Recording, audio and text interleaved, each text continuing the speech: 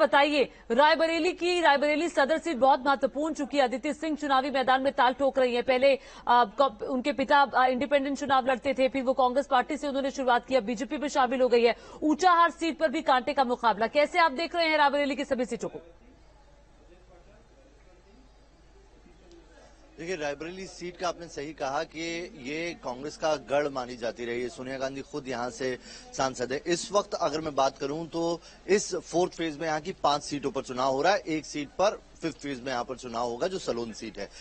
रायबरेली सदर इसलिए यहां पर बहुत महत्वपूर्ण है क्योंकि देखिए, पिछली बार तमाम वेव आप कह सकते हैं, मोदी लहर थी जो भी थी, लेकिन रायबरेली से यहां पर 2 सीटें कांग्रेस निकालने में कामयाब रही थी। इन 5 सीटों की अगर मैं बात करूं तो 2 कांग्रेस ने निकाली थी, 2 बीजेपी ने निकाली थी और 1 सपा ने निकाली थी। लेकिन इस बार इस मौजूदा वक्त में जो कांग्रेस की दोनों सीटें थी, उनके दोनों सिटिंग जो एमएलए हैं वो बीजेपी का दामन थाम चुके हैं।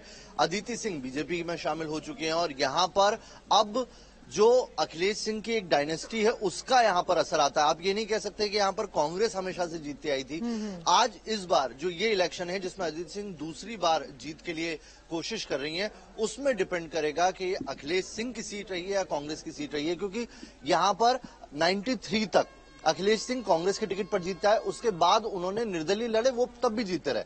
पिछली बार 2017 में अदिति सिंह को कांग्रेस ने टिकट दिया और इस बार वो बीजेपी के दामन पर हैं। यहां पर कांग्रेस ने जो कह सकते हैं ठाकुर वोट, उन्हें बांटने के लिए कैंडिडेट उतारा है, चौहान कैंडिडेट यहां पर उतारा है और समाजवादी पार्टी ने यहां पे आरपी यादव को उतारा है, जो अखिलेश सिंह के सामने 23% वोट लेकर आने में कामयाब रहे थे।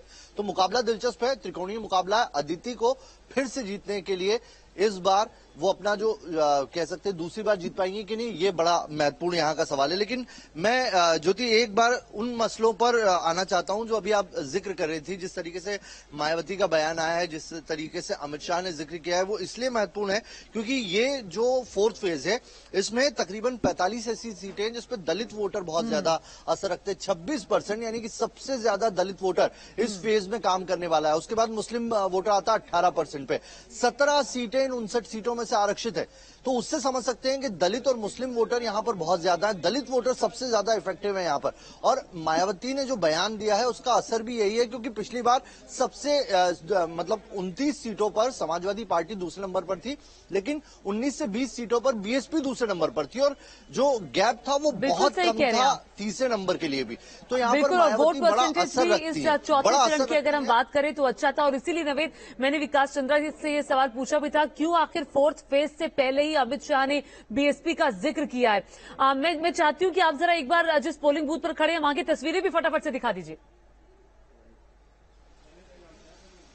देखिए, आदर्श पोलिंग बूथ है, जीआईसी कॉलेज में हम इस वक्त मौजूद हैं और देखिए अब पूरी तैयारियां की हुई है। यहाँ पर आदर्श पोलिंग बूथ है। अब से कुछ देर पहले यहाँ से डीएम निरीक्षण करके गए हैं और सारी व्यवस्थाओं का उन्होंने जायजा लिया है। यहाँ पर सेल्फी पॉइंट तक बनाया हुआ आदर्श पोलिंग बूथ है लोगों को जागरूक करने के लिए। और ये कह सकते हैं ये शहर का सबसे बड़ा पोलिंग बूथ है, जहाँ पर अभी क्योंकि सुबह ठंड ज्यादा है इस वजह से लोग नहीं है, लेकिन तकरीबन 5 कक्ष बनाए गए हैं जिसमें अलग अलग लोगों का यहाँ पर कह सकते हैं कि रायबरेली का जो मुख्य पोलिंग बूथ है, सबसे बड़ा पोलिंग बूथ यहाँ पर होना है। सबसे ज्यादा वोटिंग मतदान यहाँ पर होनी है और इसीलिए व्यवस्था बहुत यहाँ की चाक चौबंद की हुई है। और देखिए नवेद, जो सुबह सुबह तस्वीरें आ रही हैं, ये ज्यादा खुश करने वाली तस्वीरें नहीं है क्योंकि लोगों की भीड़ वहां नहीं है। लेकिन हम न्यूज नेशन एक जिम्मेदार चैनल होने के नाते आप सभी जिम्मेदार लोगों से ये अपील करता है कि वोट देने आप लोग जरूर जाएं।